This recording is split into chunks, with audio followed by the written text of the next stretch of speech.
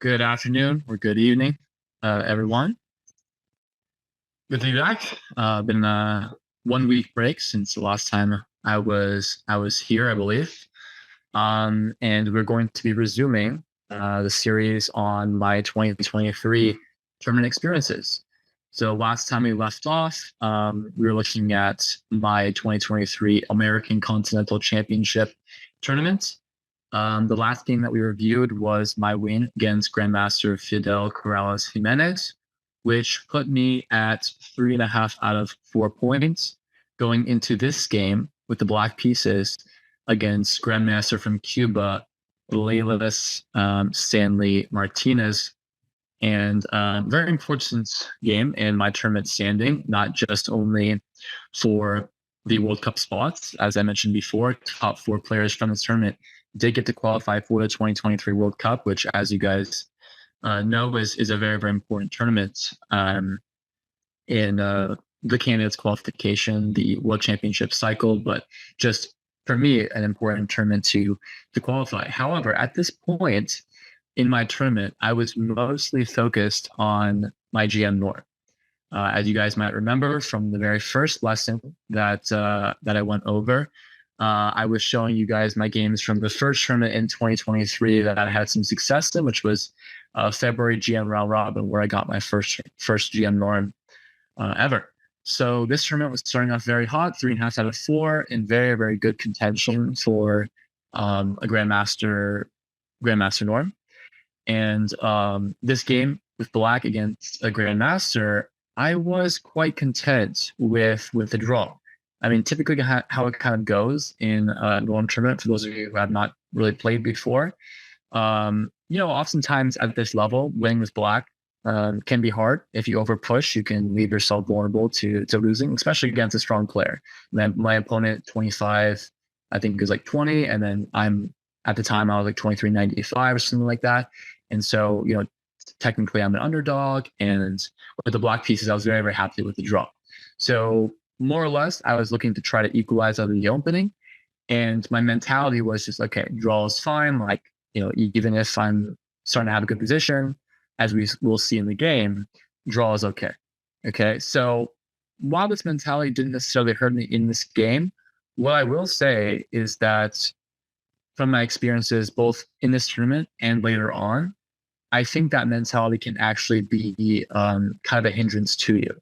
Because the thing is that while, yes, a draw in the tournament standings or for my norm purposes would be good, at the same time, okay, a win is also very good. And you kind of have to have your confidence in yourself that if you are to get a good position, let's say, a dominant edge or a 2-result game, that you have confidence in yourself that you'll be able to succeed, that you'll be able to win that position, or at least put pressure on your opponent from whatever position it is. So even though this tournament went very well, everything kind of went right, the gears turned the right ways, I do sort of regret my overall approach, in the sense that I was very okay with the draw in this game. And even though I ended up winning this game, it was actually mostly because of my opponent's ambition. And actually, I'm quite thankful that my opponent declined my draw and forced me to play on. So I will warn you guys from that kind of mentality of, oh, draw's okay, because what it does is it prevents you from being ambitious, but also prevents you from being confident in your own play, because you might offer draws, you might even accept draws in positions where you have no business accepting draws. You have no business offering draws simply because you should be the one pushing in that position. So we'll go through this game. As usual, we'll have many stopping points. Please remember to send whatever answers you have in the chat privately to me, just so that you're not revealing your answers to others. And then, occasionally or whatnot, I will be calling on you guys. So be prepared, if you'd like to be called upon, that I may unmute you and have you give your answer. Okay. Let's see. Let me admit some more people. All right.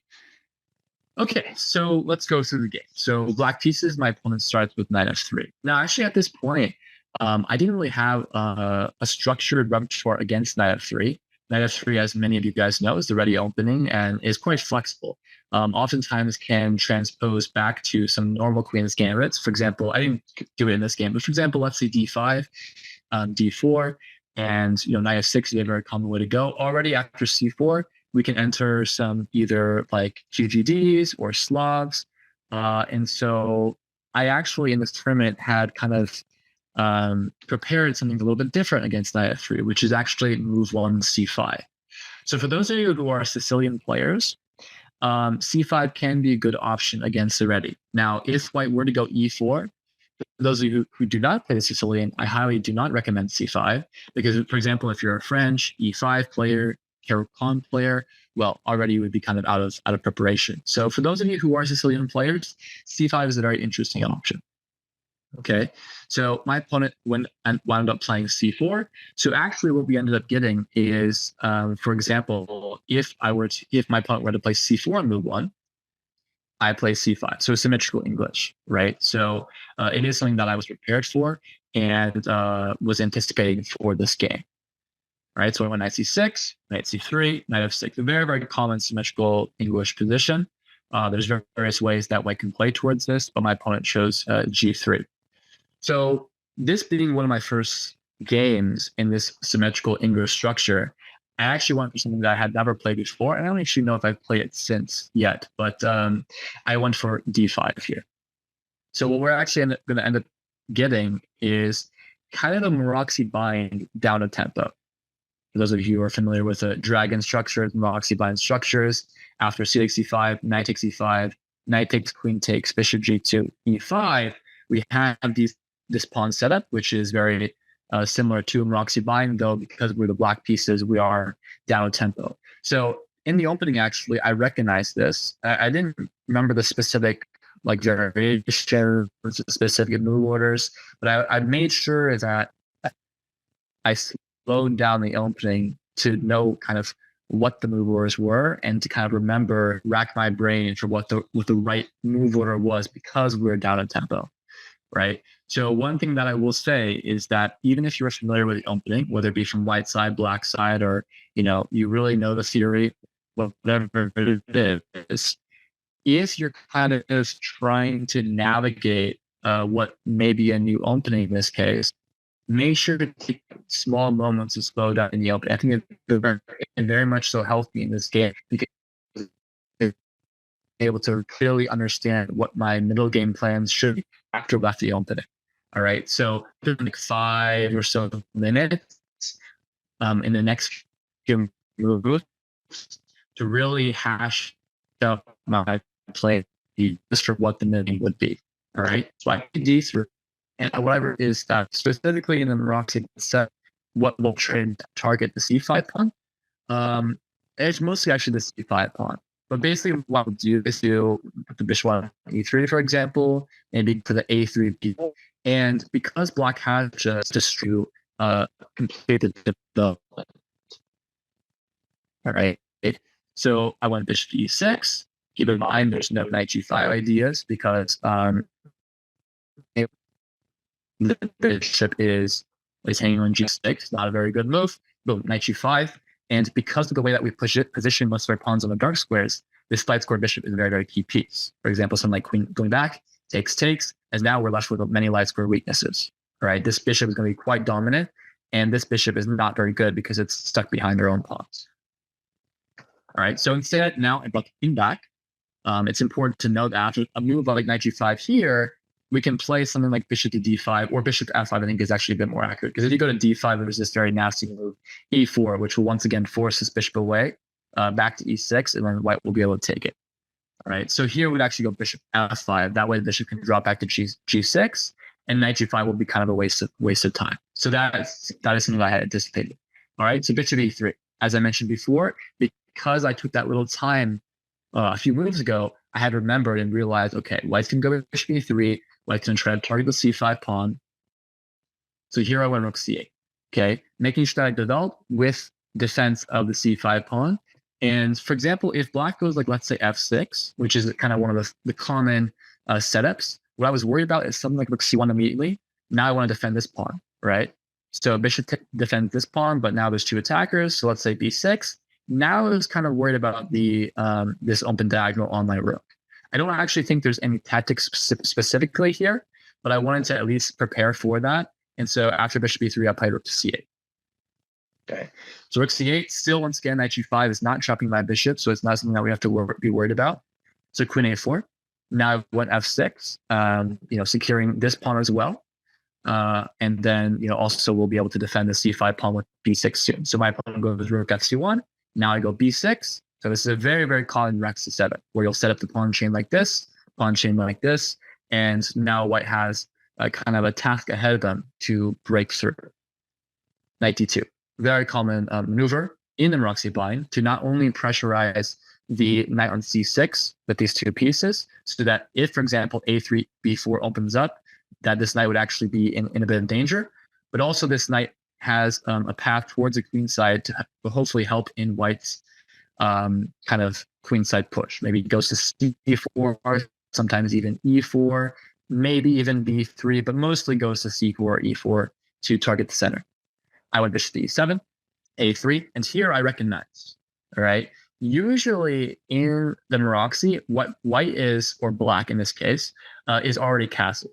So that, like this position, black to move, is a very, very common Maroxy bind main line. Okay, so here I recognize, like, okay, normally I would be already castled, and then here the move is knight to d4. All right, because the thing is, if I castle now, white will go b4.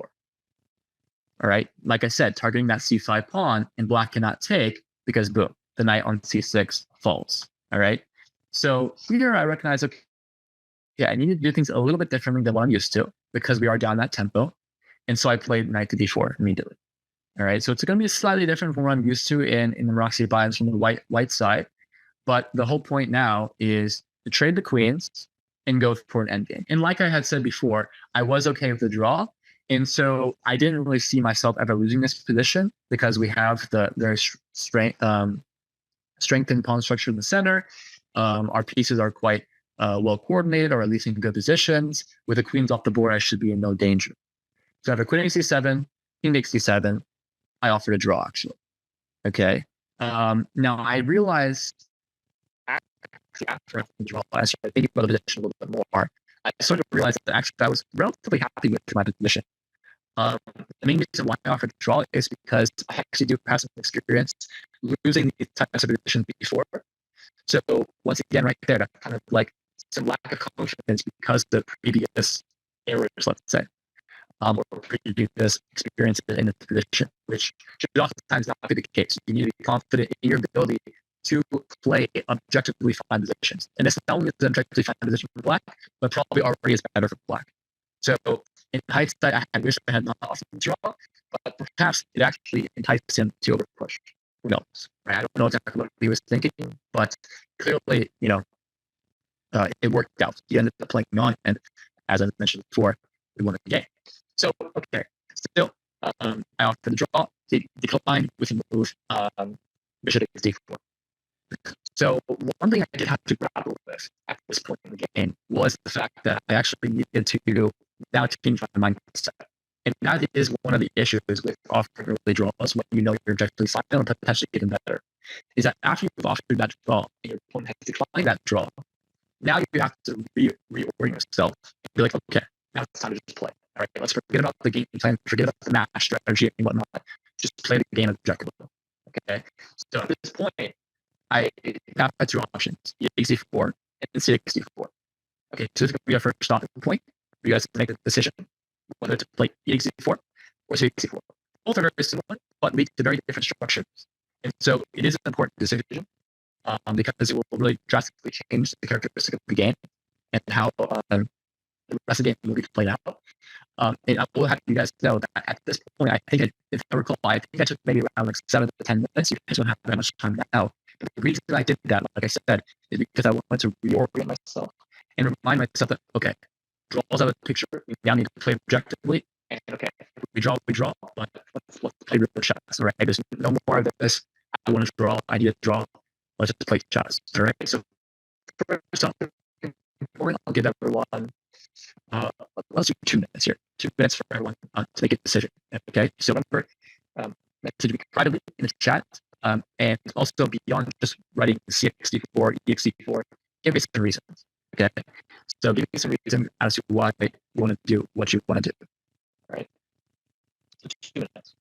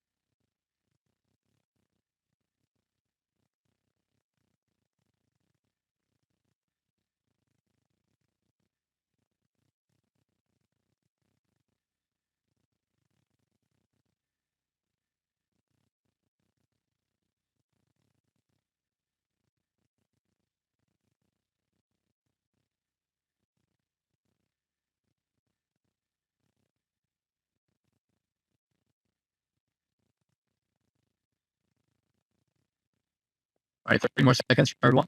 Make sure to send those answers in with your reasons as well.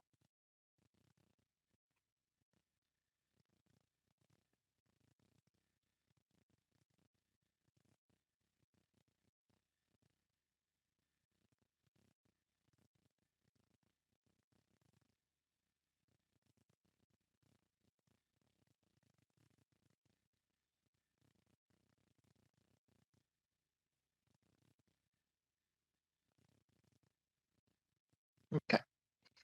I suppose this one I'm not going to call anyone in particular. A lot of people gave very, very mixed crowd. A lot of people gave easy 4. A lot of people gave easy 4. As neither move is drastically better than the other one. It's more so a practical decision of how you like to play. Now, clearly, when you play 64, you open up the C file and offer the exchange along the C file. And actually, my original intention while going into this position, especially because, like I said, draw was in my mindset, was okay, let's play C4 and let's trade up the looks and let's shake hands and agree to draw. Now, the reason why I end up not playing C4 is because of the very annoying move bishop to D7. This is a very common, actually, reverse Roxy idea. Now, okay, if we take out C8, C1, and then white goes here takes C1, then white achieves kind of the control of the C file. Let's say it's only C7, but white can do is C file A6, preventing us from advancing our queen side pawns, but most importantly, covering the C8 square so we cannot demand an exchange along the C file. So C64 is the fine move. This endgame has no worries at all for black. But I think that it's just a little bit hard to play here because actually mostly because of the fact that we have this structure bishop. We do have ideas of playing f5 and trying to advance in the center. And overall, it should be a relatively equal position. Maybe black is still slightly to be preferred, but I just didn't like the bishop on a6 and how it would control the c8 square, as well as offer white opportunities to even drop it back to c4 to make a trade, and then it would be a good knight versus bad bishop position. All right. So I opted for EXP4. All right. The reason is big is, first of all, I didn't want to trade the rooks anymore. I was like, okay, it's game time. I'm not kind of like only for a draw anymore. It's game time. And what this is doing is setting up this pawn chain, targeting towards the king side. So what that would normally mean is that we're going to start making business over here on the king side. Another thing that a lot of people mention is the potential E2 weakness. All right. So, for example, if we stick a pawn down at S5 and cover the E4 square, potentially this E2 pawn can be a backwards pawn, and it's something that we can target. All right. Now, there is one thing that we do have to be worried about here. It's not like white has absolutely no ideas at all, and it's actually how the game is about to proceed. White's going to go for their own ideas, black's going to go for our own ideas, and that is actually my next question. All right. So my next question now is more planning. Okay. So this is no longer okay, choose a move. This is now planning. All right. So what is white on position? And then after a couple of moves, I'm going in and ask what black's in this position. All right. So I'm going to flip the board now from white's perspective.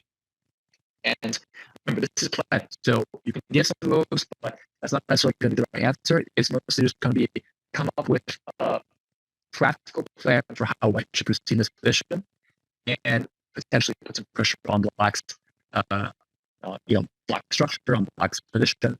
So find the plan here for white. All right, I'm gonna give everyone a minute and a half. All right, to come up with the plan here for white.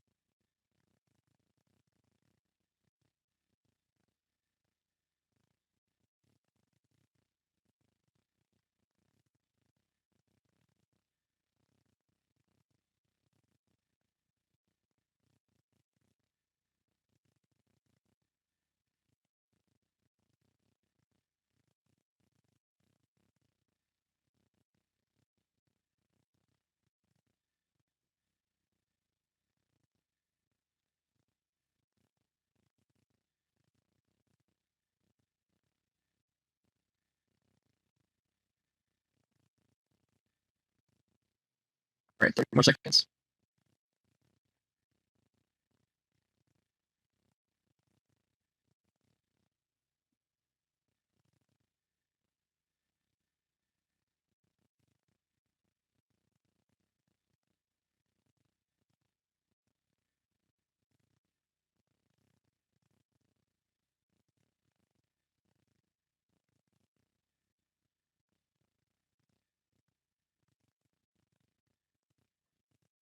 All right, a lot of ideas here.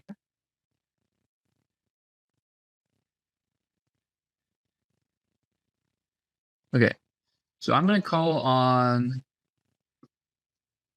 Santosh to give us some ideas. All right, so Santosh, maybe if you'd like to unmute, give us some ideas of how white should play here.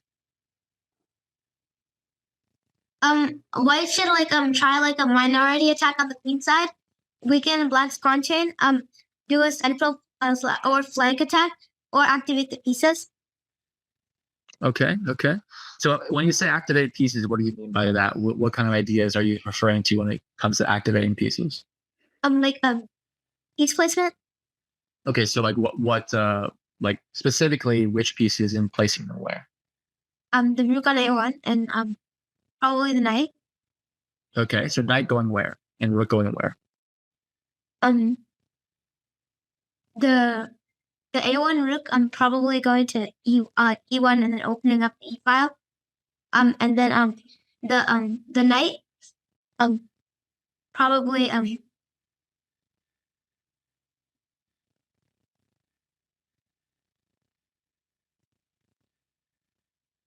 Yeah, not so clear where the knight goes, right? It really depends how you what pawns you're deciding to push and what outposts get opened up. Potentially goes to C4, could even go to E4, could go to F3 as well. For example, if black plays like F5 or starts pushing on the king side.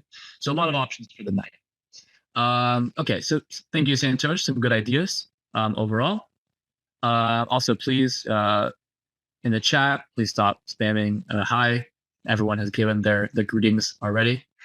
So please keep the chat just to chess talks and do not respond to each other in any other ways. So Santosh, thank you for the ideas. I really like the idea of a flank attack. All right, or a kind of a minority attack over here. And this is the most common actually.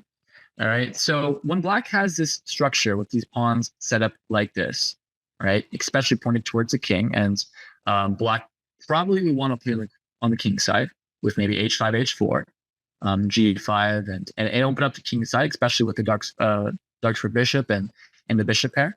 So what white should be doing in return is finding an effective manner to either play some sort of b4 or play a4, a5. Okay, the minority attack on the queen side. All right, so this is a very good plan. Okay, rook c3 is not the move. All right, so already my opponent starts with a4.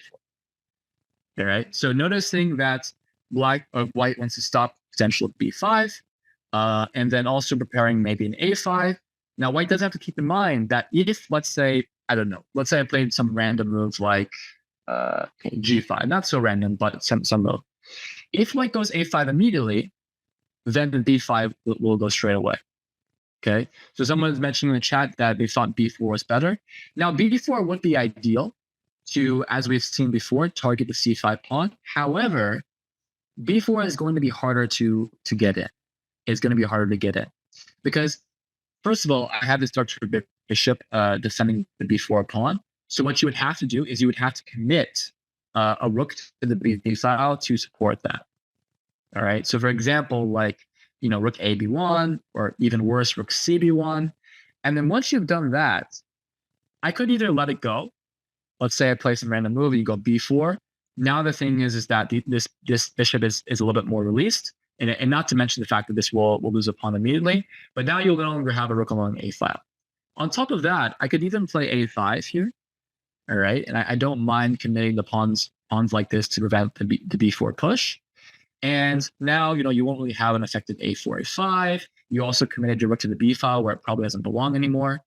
But yes, in general, b4 would be a great way to play if possible, but I think it just commits too much time and it is too easily defended with his dark true bishop on d7. whereas white doesn't have enough pieces to support it. So a4 is how my opponent proceeded. Okay. So now it was time for black to come up with a plan. Okay. So now it's time for black to come up with their plan of action, because white clearly has formulated their plan. Improve the knight at some point, even improve the light square bishop. Another idea that I saw a lot of people mention was trade the light square bishops, which, yes, would be something that white would love to do. Because if you take these bishops off the board, you once again have the good knight versus bad bishop kind of endgame. So black will probably avoid trading light square bishops at all costs. And on top of that, white will be launching a minority attack on the queen side. So black really has to come up with their own plan. All right. So black has to really come up with their own plan. All right. So at this point, let's take a minute here. And it's actually probably the time that I spent the most on this game, because I needed to formulate a pretty clear-cut plan for how I'd play. Otherwise, white would just run over us, right? Strong player with white pieces. Clearly, my opponent has had some experience playing these English-style positions or reverse Maroczy-style positions. He was very confidently, very quickly playing a4 and ready for this minority attack on the queen side. And so in response to that, black not only needs to understand what white is doing, but also come up with a plan for themselves. All right, so let's go another minute and a half. Everyone in the chat, privately to me, come up with some ideas for black.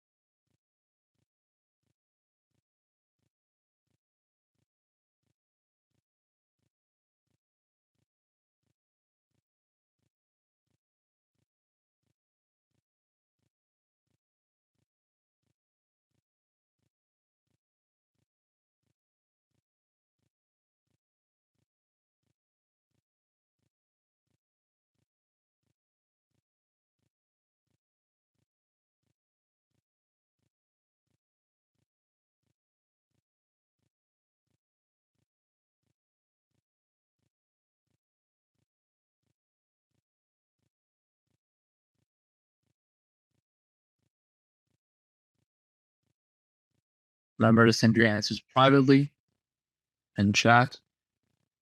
30 more seconds.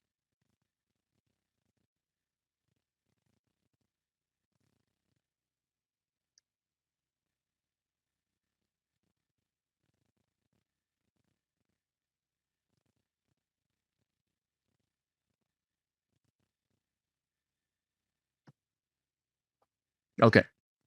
All right, so I'm seeing some good ideas. I'm first going to ask Jaden Wu, to unmute. My plan is to go h5, h4, and open up files to attack the h5 on the king side. Okay. So actually, you were one of the first ones to mention this idea, though a lot of people followed suit, but I even saw it earlier. So what attracted you to this idea, and what kind of pushed you to want to play on the king side here? First I thought about e takes d4 to open up the bishop pair to the king side. So then I thought of h5 and h4 to exploit it. Yes, very good. And Jaden was one of the first ones with supporting the move e takes d4, wanted to launch king side attack. I think some others also mentioned it, but Jaden was the first with this idea, and it's very good. I mean, when your opponent is launching a minority attack on the queen side here, and your pawns are pointed towards the king side, that generally leads you to wanting to launch king side attack, even without the queens on the board. And as we'll see in this game, I actually gave checkmate to my opponent. Well, I didn't actually give checkmate, but the threats of checkmate basically won me the game. And so now there's another school of thought that I saw here, which was the ability to stop a5. Now, as I previously had stated, if white, let's say, okay, we're going to go h5 here. So that's the right play. All right, so we play h5. Okay, so if white immediately goes a5, black would very, very happily play b5. And so now these pawns cancel each other out, and black actually now has the majority over here on the queen side. That's kind of the whole point of putting the pawn on a4 to sort of stop the majority, but also at some point play a5. So I saw a lot of people playing a6, even though you don't need to play a6 in this position to defend against a5. On top of that, a6 blunders a pawn with bishop b7. Right. So remember, in your planning stages, your planning ideas, you still need to keep in mind, simple tactics, and you still need to keep in mind when you're planning what ideas are actually feasible to occur. So what you could do here is you could play something like rook c7, which is also actually another reasonable idea to play a6 b5. This is another option. But my school of thought here was that I wanted to get my kingside play going as fast as possible. And as we'll see in the game, it was actually much faster than white's queenside play. And for white to get the queenside play in action, they actually had to forfeit some of the defenses to the kingside. So after h5, my opponent immediately went bishop b7, which I saw ahead of time. Because I knew that if white wanted to successfully get the a5 move in, that after a5, I would go b5, right? So white needs to cover this b5 square in order to successfully get a5 in, which means that this light square bishop would need to become a key player. And I didn't mind this move bishop b7 because after I played rook to I played rook to b8, bishop to a6. Now this bishop is no longer on the queen side, and now I'm even more ready to start launching my king-side attack. So that was kind of my idea. That was my plan. All right. So just a brief kind of note. We're going to spend 1 minute on this. Difference between rook c7 and rook to b8, and why I played rook to b8. Okay, so 1 minute. All right, send your answers to the chat. We're going to spend 1 minute on this. So kind of try to quickly gather what the difference was. I did spend a bit of time on this. I think I spent around 5 minutes understanding the difference between rook c7 and rook b8. I think rook b8 is better than rook c7, but 1 minute in the chat to discover why.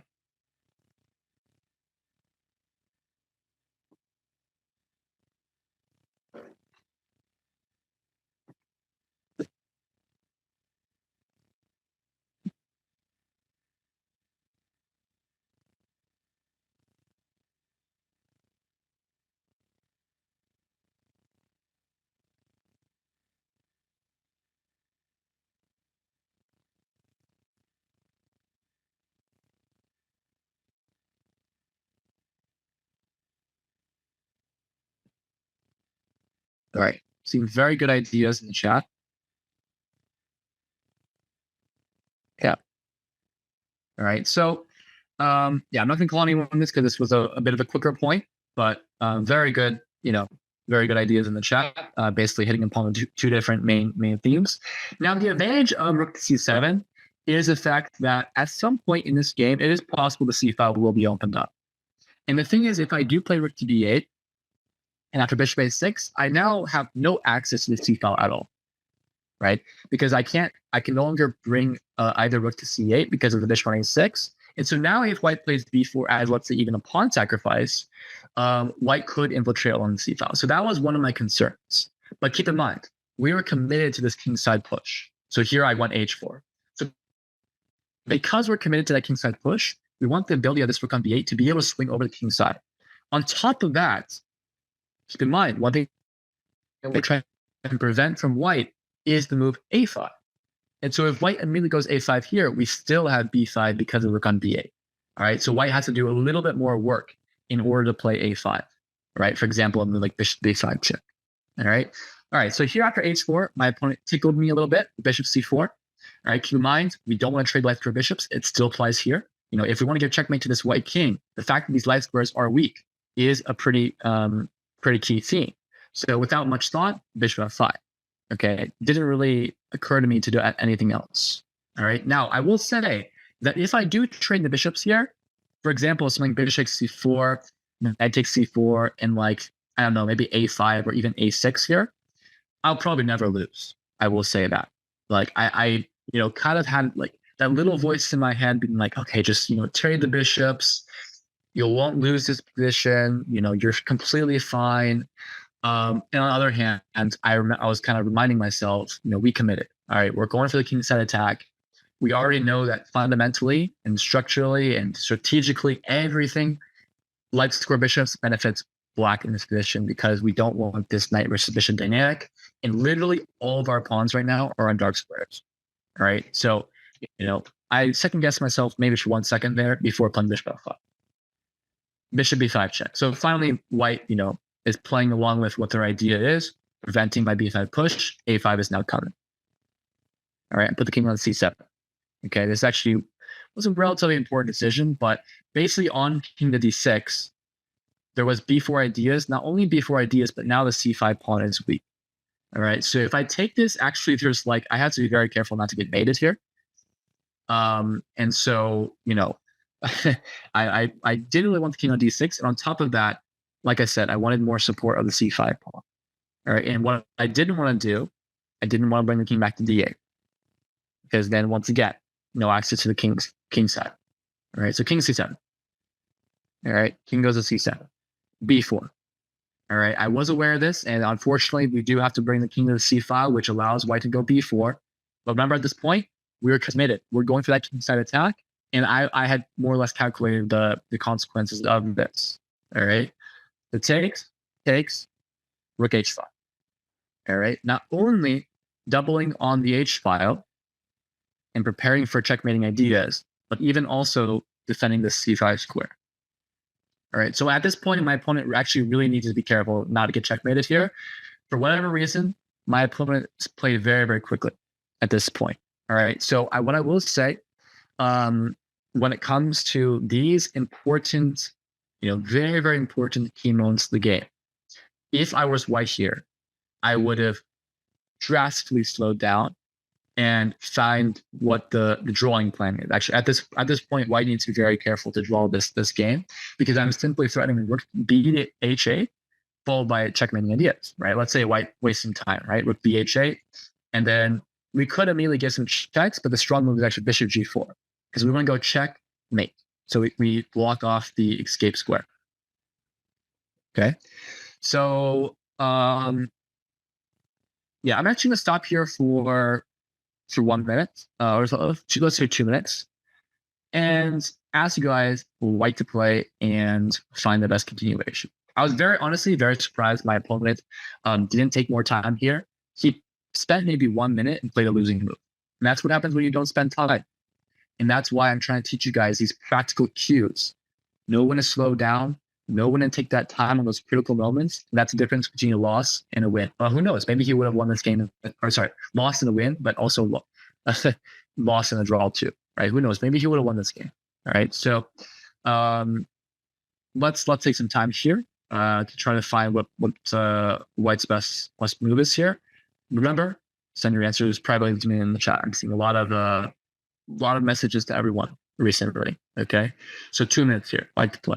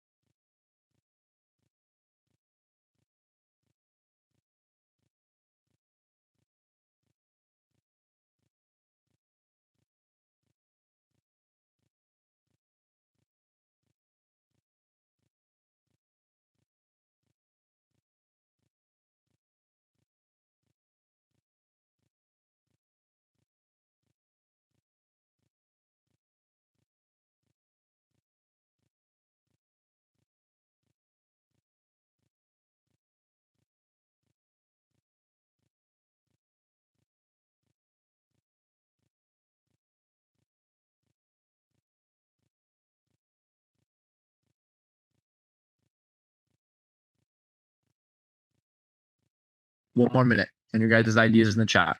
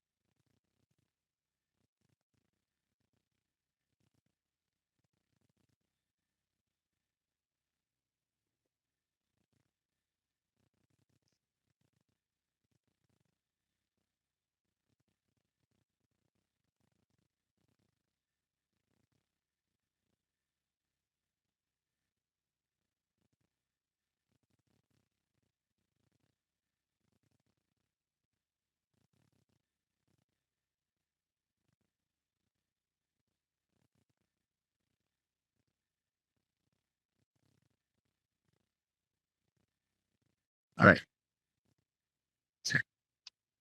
So a lot of different ideas. I mean, there's a lot of different ways that white can play here. Try to see if anyone had the right idea here. I think so. All right. So let me just.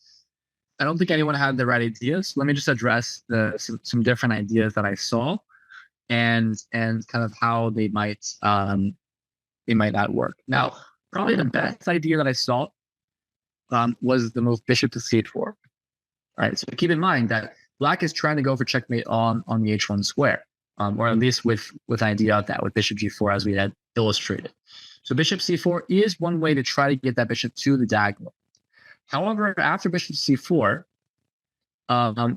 first of all, black can probably play king d6 to block that as one idea, but also the bishop c4, bishop d5 idea more or less also sacrifices some of your own ideas. On top of that, technically it doesn't even work out. For example, bishop c4, rook h8, you're still not threatening bishop d5.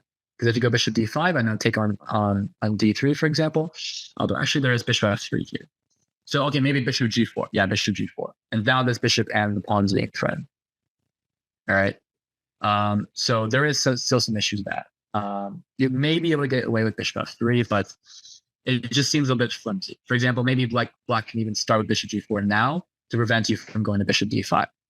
So bishop c4 is a decent idea, but it's not as strong as you need to be in this position. You need to have direct ideas, and sometimes the best defense requires you to be direct.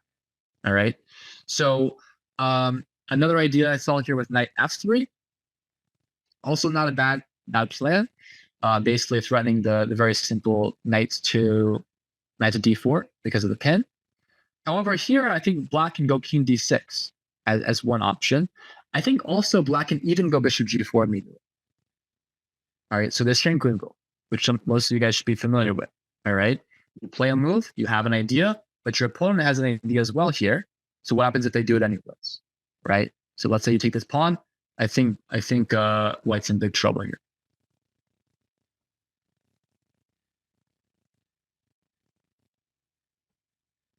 Maybe you can get away with f3. Not sure, but I have a feeling not.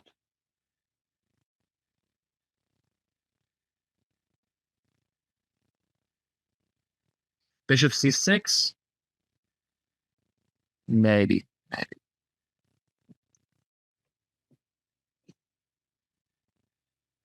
So maybe bishop c6. Let's see.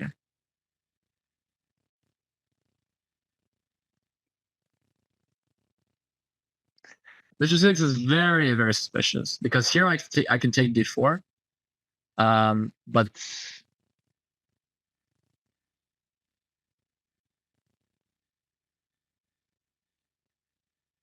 here I can go king d6.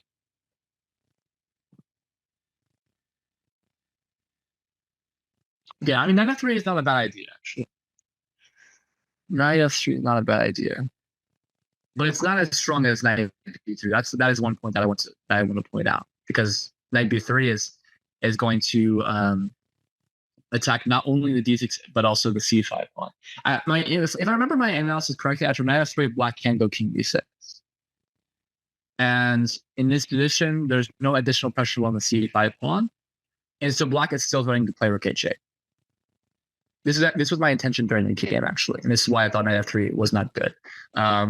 I had a feeling that the computer here is just bluffing. My issue here is that white doesn't really have. I mean, okay, white can still go for, let's say, a5 ideas, but still, I mean, rook h8 is coming with bishop g4 threats, and knight f3 is not a bad idea, but knight b3 simply just avoids all of the king d6 plans to stop white's counterplay. All right, so I have no idea why my opponent just immediately blitzed out. I think he just had a lapse in judgment, and that's why spending time is so important. Because what my opponent played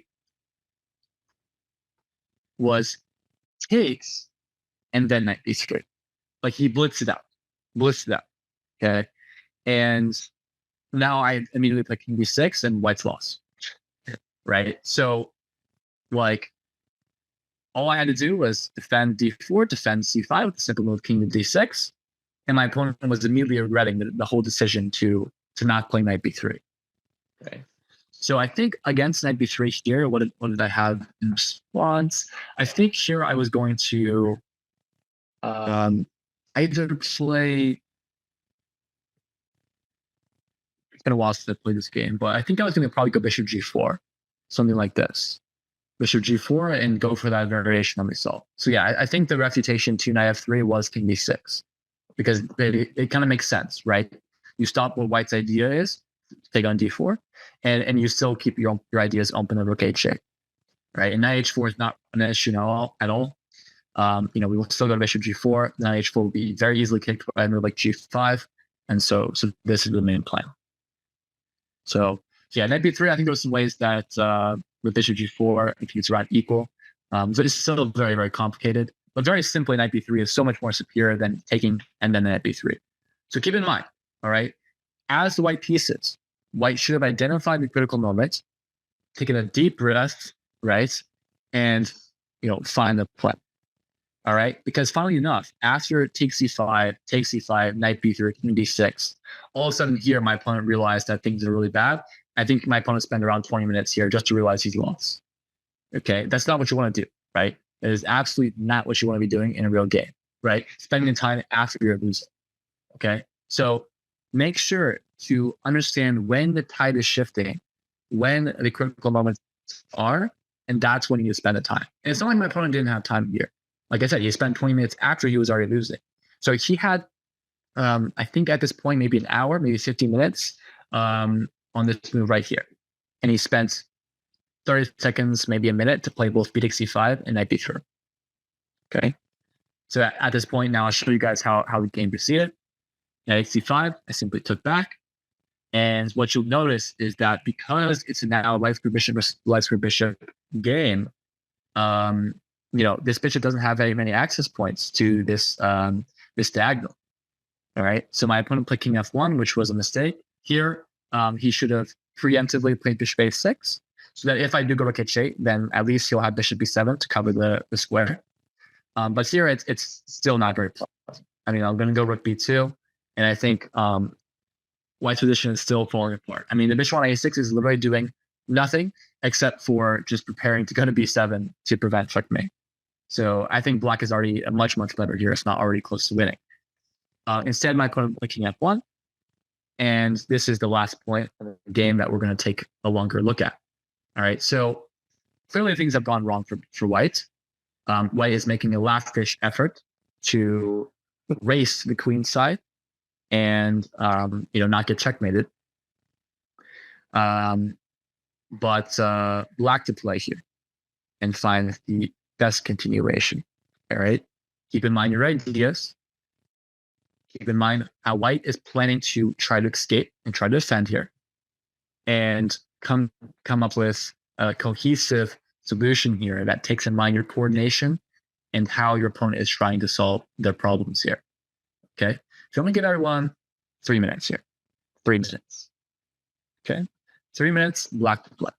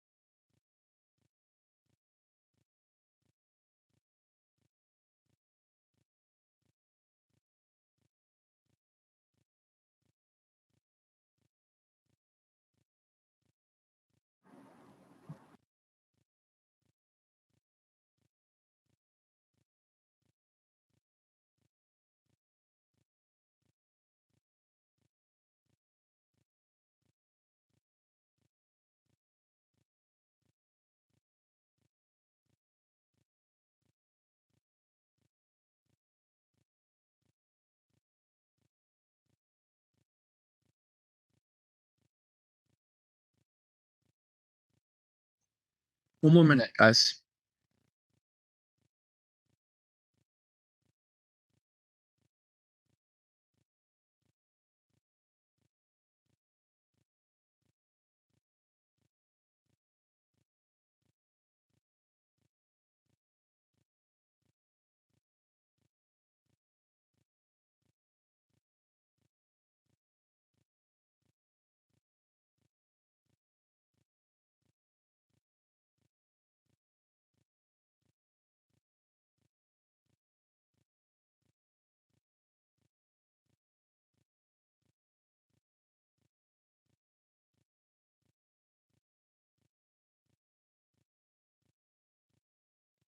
Okay. So I think a lot of you guys made a very good observation that actually King E1 is not a threat here. For example, we would be very, very happy to just give white another move. Yeah, go ahead, play King E1. For example, okay, let's say we play G5. King E1, A6. A very good distinction a lot of you guys make is after bishop takes rook B2, all of a sudden, white is regretting running away. Okay? However, this being said, when you make this realization, you need to still come up with a productive move in the meantime. All right? So I saw a lot of people playing moves like bishop G4 or bishop H3, trying to really initiate the action, trying to force something out of white. For example, at bishop G4, I don't like this move because of F3, which turns out to actually be white's threat in this position. I mean, even F3 is not a very good move just because it does create some more weaknesses. For example, some ideas of rook H2, let's say. So probably white should have actually played F3 on this move here. It was the last chance for white to be at all okay. Still, white is, grasping at straws, but at least, it creates some dark square kind of places of refuge, squares of refuge for white's king. So I don't think white, once again, he actually played king f8 quite quickly, so still did not realize the danger, and probably he was just hoping for the best. But king f1 was not creating the turn of king e1, but rather maybe he's now threatening to play f3. Okay, so what's very important here is we find a productive move. So one of the best ideas that I saw given in the chat was something like bishop d6, or the idea of bishop d5, and once again, trying to force the king to e1. However, once again, I think f3 here, probably white still somewhat holding on. On top of that, bishop d6 is slightly slow. Okay, so the move here actually is rook h2. Rook h2, the move I played in the game. Okay, because if f3 happens, we now have the very powerful bishop h3 check. So, okay, if the king goes to e1, once again, we have a6. If the king goes to g1, now, okay, at the very least, we could take this pawn, but we could also maybe even make a pit stop on g2 first as well. Doesn't really matter. Okay, so, but the most important thing is that this rook is on the other side of bishop h3 check. Because, for example, let's say you go bishop e6 here, f3, and bishop h3 check now. Okay, white just will highlight king f2. Actually, probably here, white's doing okay. But the fact that the rook is on h2 now is very, very important, and you're preemptively stopping ideas of f3. All right, and white's actually complete Zugzwang. Complete Zugzwang. If any rook goes to b1, same thing, a6 is crushing. Right? Let's see here.